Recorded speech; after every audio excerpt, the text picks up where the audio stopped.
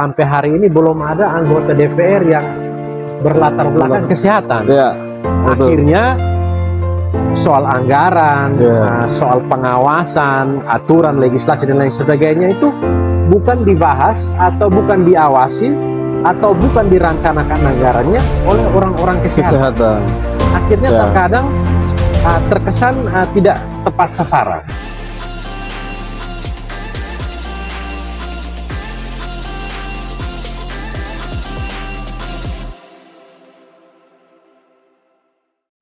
Halo, selamat datang di channel UF Official dalam program podcast pada Isi Kepala Caleg. Telah hadir bersama dengan saya seorang pemuda yang tentunya sangat populer kali ini. Beliau adalah seorang dokter, sangat menarik karena konsepnya sangat luas terkait dengan keadaan di TTO. Oke, di segmen awal kita memberikan kesempatan kepada narasumber untuk memperkenalkan diri terlebih dahulu. Baik, terima kasih para pemirsa. Salve, shalom.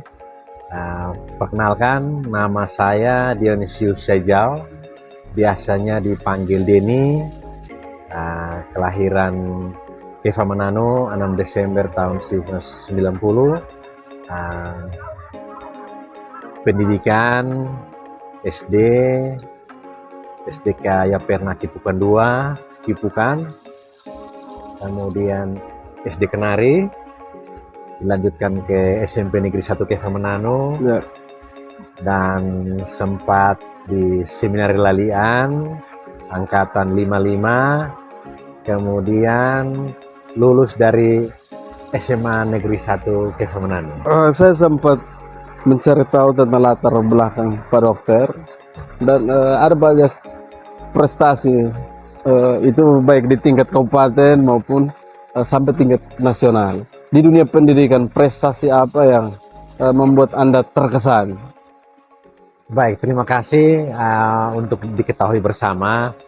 Ada beberapa prestasi tingkat kabupaten, provinsi maupun tingkat nasional yang pernah saya capai, khusus di tingkat nasional. Sampai dengan usia saya 28 tahun waktu itu, saya pernah mendapatkan kurang lebih 4 prestasi tingkat nasional. Yang pertama dari Presiden Republik Indonesia, itu Paskibraka Nasional. Waktu itu saya mewakili Provinsi Nusa Tenggara Timur tahun 2007 untuk melaksanakan pengibaran bendera merah putih di Istana Negara. Waktu itu SMA kelas 2 mau ke kelas 3. Itu presidennya masih Bapak Susilo Bambang Yudhoyono, ya. Kemudian pernah juga pertukaran pelajar di Kamboja dan Thailand sebagai duta belia Indonesia. Programnya Kementerian Luar Negeri. Itu menterinya kalau tidak salah waktu masih Bapak Hasan Wirayuda kalau tidak salah. Kemudian Paskibraka Nasional juga dari Kementerian Pemuda dan Olahraga. Menterinya waktu itu kalau tidak salah masih Bapak Adi Aksa Daud. Kemudian yang terakhir Dokter Teladan tingkat nasional. Itu baru kemarin tahun 2018. Dan waktu itu saya merupakan satu-satunya dokter yang dikirim dari Provinsi Nusa Tenggara Timur untuk mewakili kita NTT ke Jakarta. Dan kalau tidak salah menterinya waktu itu masih Dokter Frida Muluk. Saya juga dengar-dengar bahwa Anda ini seni juga. Kira-kira hobinya apa sih? Oh ya, kalau hobi itu dari kecil ya, karena kita laki-laki jadi sepak bola. Sepak bola, tapi ketika sudah kuliah lebih saya ke seni melukis. Saya juga punya sedikit keterampilan melukis, dan waktu masih kuliah banyak mendapatkan ibaratnya uang pulsa itu dari melukis. Karena waktu masih di Jawa itu banyak orderan. Ya.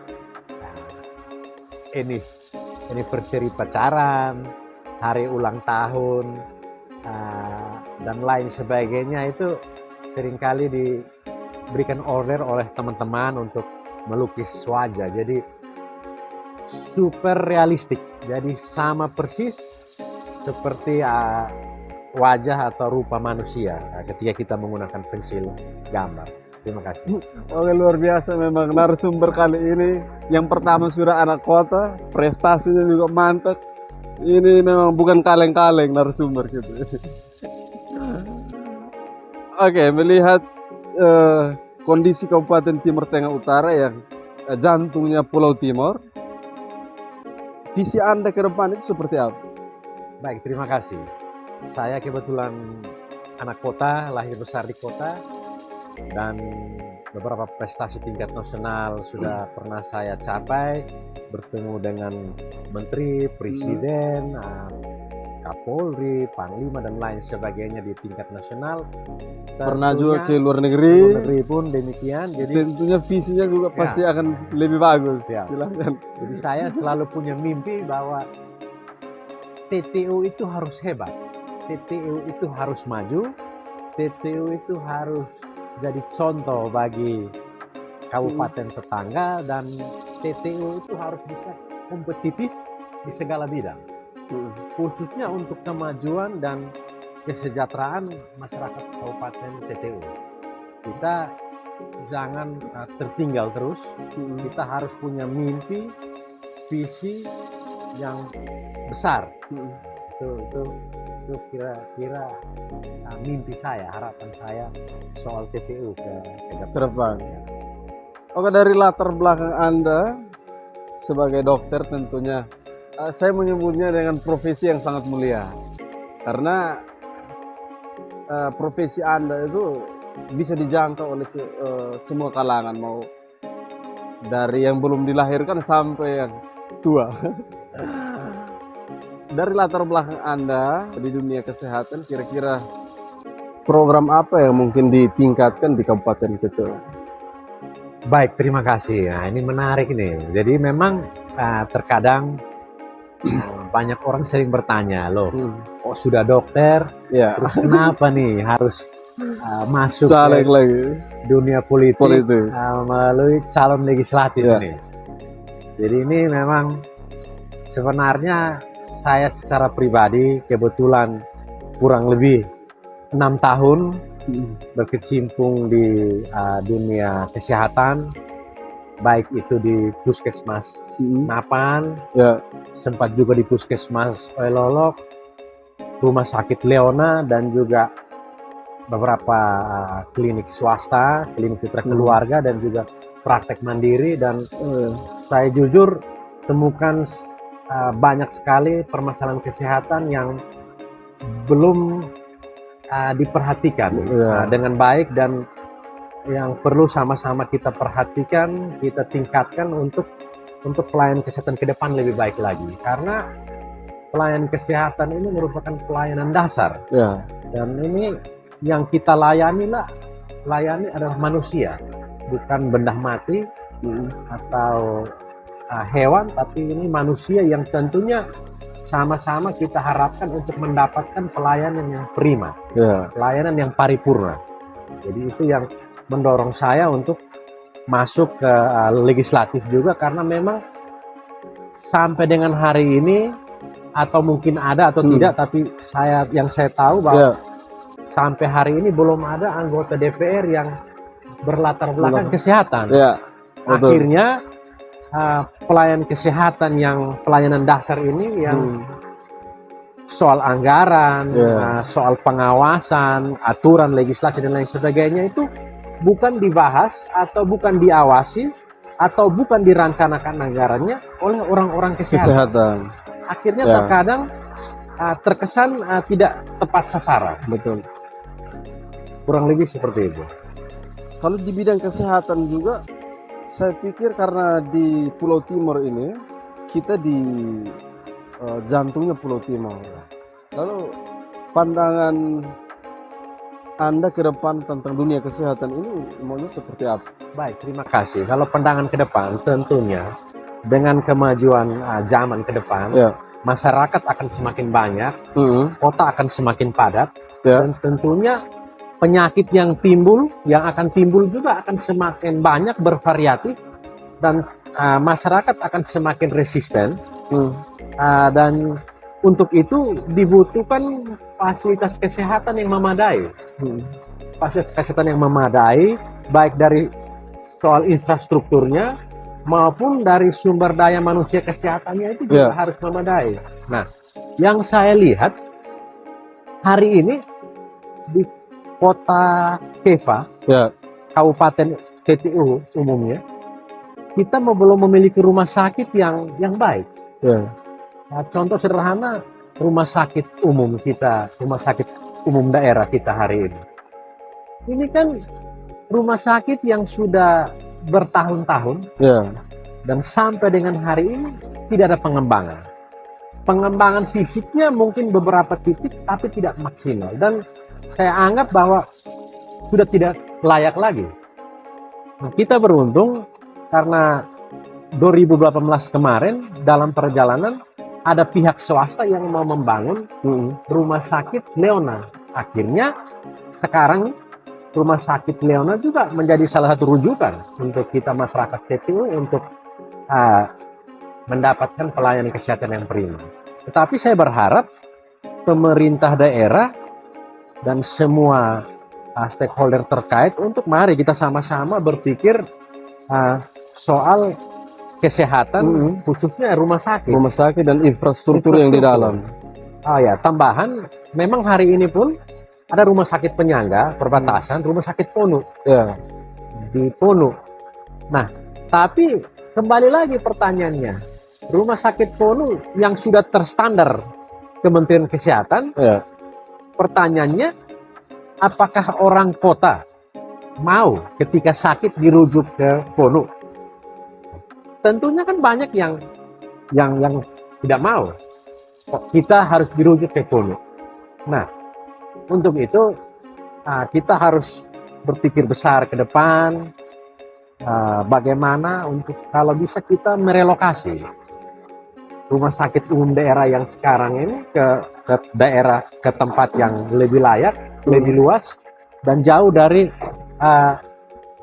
pemukiman penduduk. Nah, sehingga selain infrastrukturnya, tenaga kesehatan, dokter spesialis dan lain sebagainya pun kita harus perhatikan bersama.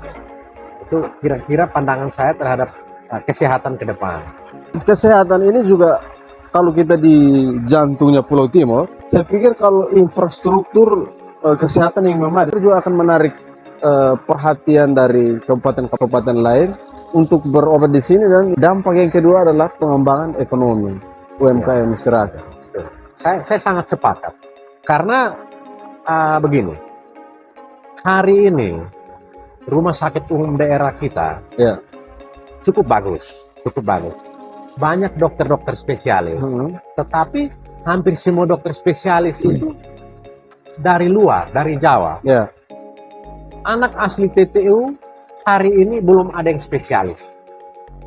Ada 2, sementara lanjut spesialis, yaitu satu dari kedokteran umum, spesialis neurologi atau spesialis saraf. Satunya kalau tidak salah spesialis dari bidang kedokteran gigi, prostodonsia atau rekonstruksi pengunyahan. Nah, tapi itu kita masih kurang. Yang lengkap di daratan timur, mohon maaf, timur ke barat, timur ke timur, itu hanya rumah sakit Monsenjur Gabriel Malik Atambua. Nah, akhirnya kebanyakan pasien-pasien kita itu dirujuk ke sana, termasuk yang di perbatasan TTU dengan Belo itu lebih banyak ke sana. Rujuk ke sana. Nah, itu kalau lihat dari sisi ekonominya kita rugi. Rugi. Kenapa saya bilang rugi? Karena pasien ketika masuk rumah sakit yang harusnya bisa dilakukan tindakan di situ, artinya dilayani di situ, karena keterbatasan dokternya misalnya atau alatnya, Alkes. sarana alkesnya, akhirnya dirujuk ke Atambua. Di Atambua dilakukan tindakan di sana. Nah, otomatis pengklaiman ke BPJS-nya itu masuknya ke Atambua. Atambua ya. Nah, jadi dari sisi ekonomi lebih menguntungkan di Atambua. Nah, saya berharap ke depan kalau bisa kita TTU ini harus lebih maju. Nah, kalau bisa dokter spesialisnya itu ditambah, khususnya anak asli daerah Ya. atau orang dari luar, dari Jawa atau dari mana lah. Intinya dia bersedia untuk disekolahkan jadi dokter spesialis, tapi dengan catatan mengabdi sampai pensiun. Jangan hanya setelah disekolahkan datang 4-5 tahun sudah kembali. Nah, yang rugi daerah ini, yang rugi daerah TTU. Hasil kita ibarat dalam tanda kutip diambil, dibawa keluar. Ya. Perputaran uang itu di luar, bukan di sini. Nah, jadi saya berharap ke depan kita Pemda harus punya hati untuk bagaimana kita melihat anak-anak asli kita atau orang luar yang memang punya potensi, yang mau mengabdi sampai dengan pensiun di TTU, mari kita sekolahkan.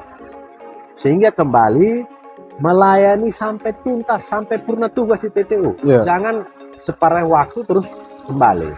Kemudian infrastruktur juga kita benahi, kita perbaiki sehingga para pasien kita itu nyaman. Ya.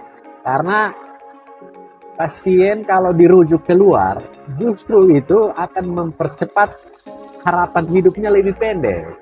Kenapa? Karena orang kita mungkin karena sumber daya manusianya terbatas. Ya. Ketika disampaikan bahwa Bu, Pak, atau keluarga Ibu atau Bapak, pasien ini kita mau rujuk. Nah, mereka langsung takut. Pasti sakit berat itu. Berat ini. Padahal karena Padahal alat tidak. kesehatan tidak tersedia. Nah, ternyata kalau mengerti betul-betul bahwa oh mungkin karena kurangnya tenaga atau kurangnya alat. Ternyata begitu. Begitu. Jadi memang banyak pasien yang ketika dirujuk keluar itu justru bukan sembuh tapi sakit, bahkan sampai mohon maaf meninggal. Nah, ini kan kita tidak menginginkan itu. Ditambah juga harus diingat bahwa ketika dirujuk keluar itu biayanya lebih besar. Pasiennya murah, gratis karena ditanggung oleh BPJS. Yang mahalnya itu kita, keluarga pasien ini. Kita dirujuk ke misalnya Rumah Sakit Siloam Kupang. Kita harus ikut penginapan, biaya makan minum dan lain sebagainya. Nah, itu membuat membengkak, mahal. Jadi ya itu lagi, kembali lagi buat kita semua, semua unsur terkait dari pemerintah maupun legislatif, marilah duduk sama-sama, buka hati, berpikir ke depan, PTU 5, 10, 15 tahun akan datang itu akan jadi seperti apa. Terima kasih. Dari sektor ekonomi Pak Dokter, karena kita tahu bahwa di daratan Pulau Timur, khususnya di tengah-tengah Kabupaten Soe, Belu, dan Malaka, kita ini di tengah, kemudian ada kampus yang negeri juga. Tentunya ini banyak mahasiswa di sini.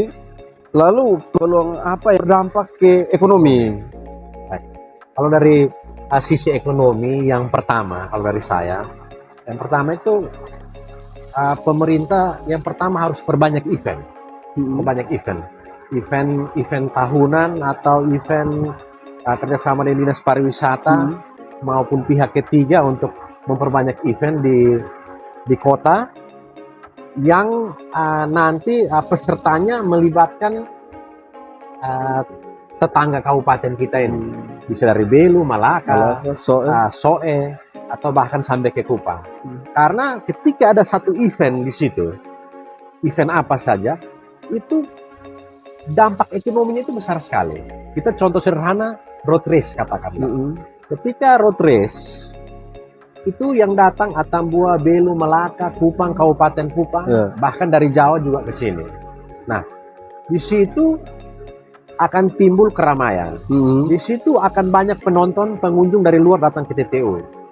Penginapan penuh, rumah makan penuh, tempat-tempat jualan timbul, muncul tempat-tempat UMKM kecil jualan muncul. Nah, jadi di situ banyak orang mengeluarkan uang. Ya. Untuk uang itu dibelanjakan, akhirnya jadilah satu pusat ekonomi baru. Ya. Nah, tapi memang yang saya lihat juga bahwa masih kurang.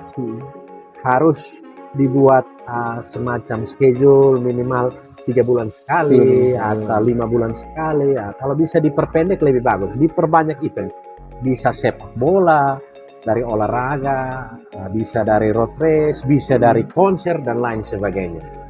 Nah itu kalau dari sisi ekonomi yang pertama.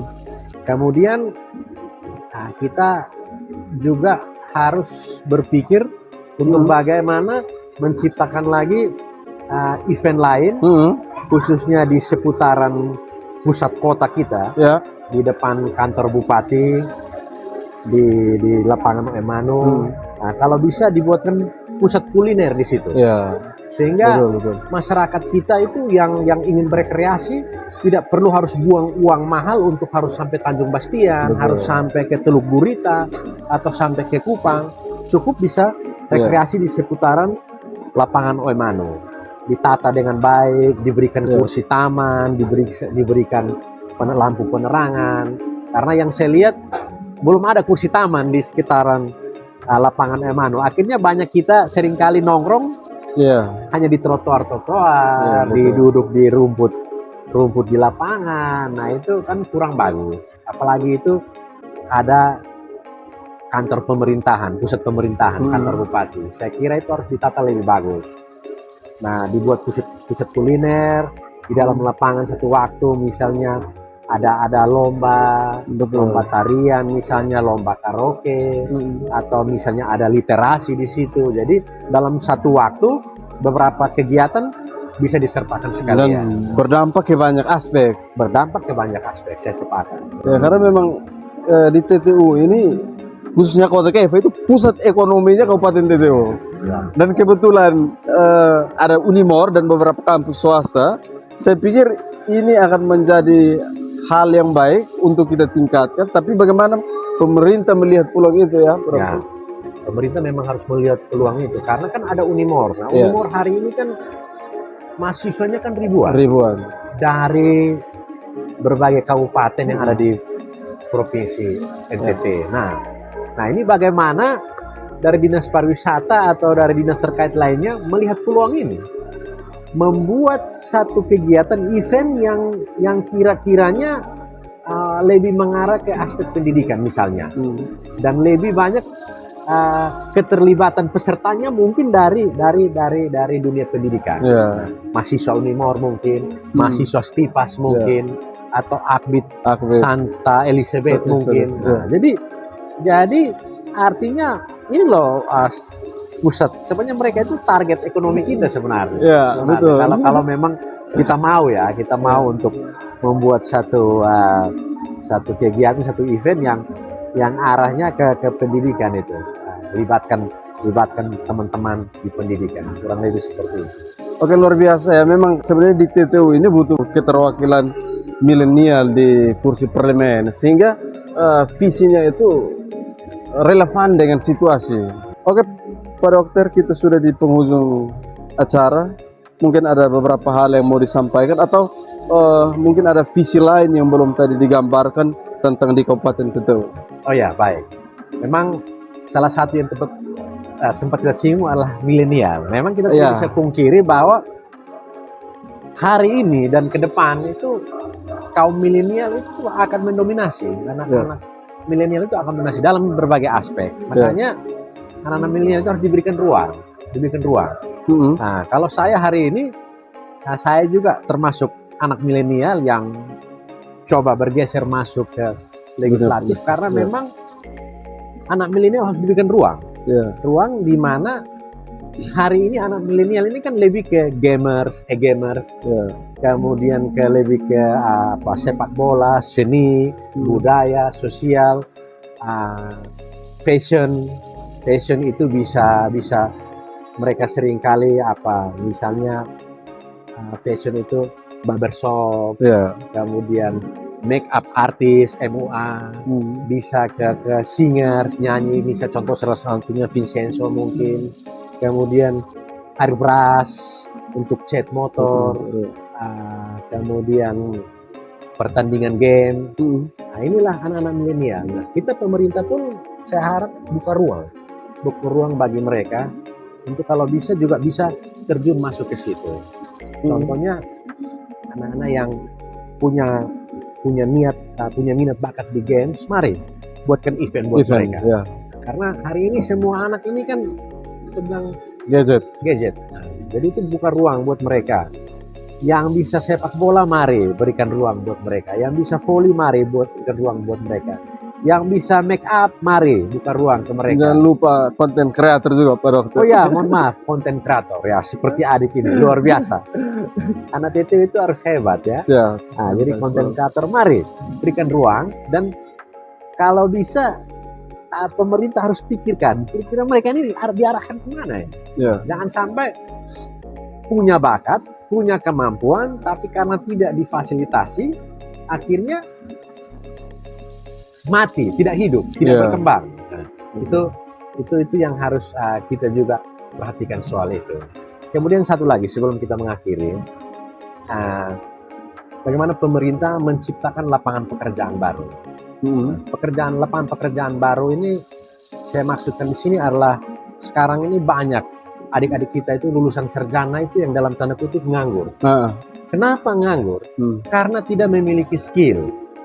Nah, untuk itu saya berharap pemerintah melalui mungkin dinas akreditas untuk memperbanyak anak-anak kita atau siapapun itu dibuka ruang untuk kalau bisa ikutlah pelatihan sebanyak-banyak. Pelatihan apa saja?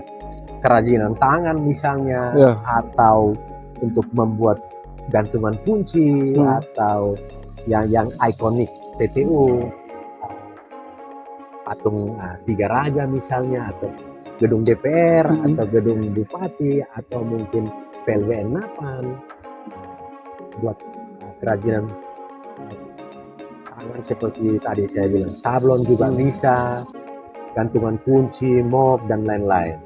Nah, sehingga anak-anak ini nantinya memiliki kemampuan, memiliki skill untuk bisa membuka usaha sendiri dan bisa difasilitasi juga oleh pemerintah.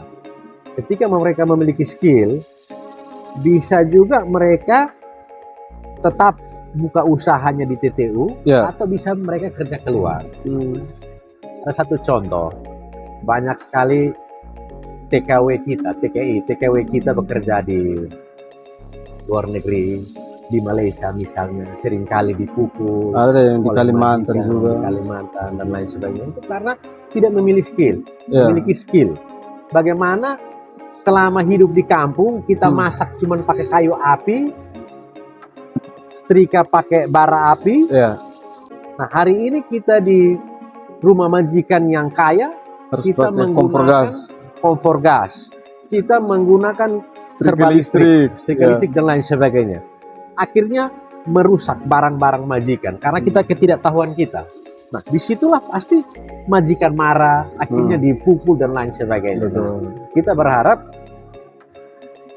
anak-anak kita yang mau bekerja, marilah pemerintah siapkan wadah untuk belajar dulu. Tingkatkan soft skillnya. Soft skillnya dulu, belajar dulu, sudah mantap baru dilepas ke dunia kerja. Kurang lebih seperti itu. Oke, luar biasa. Ini adalah isi kepala dari anak kota tersebut di Dapil 1 Kabupaten Timur Tengah Utara.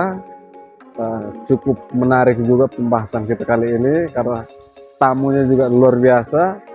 Di akhir acara mungkin ada isi hati yang mau disampaikan kepada masyarakat di Kabupaten TTU, khususnya di Dapil Kota. Silahkan. Baik, terima kasih buat seluruh masyarakat Timur Tengah Utara, khususnya Dapil Kota.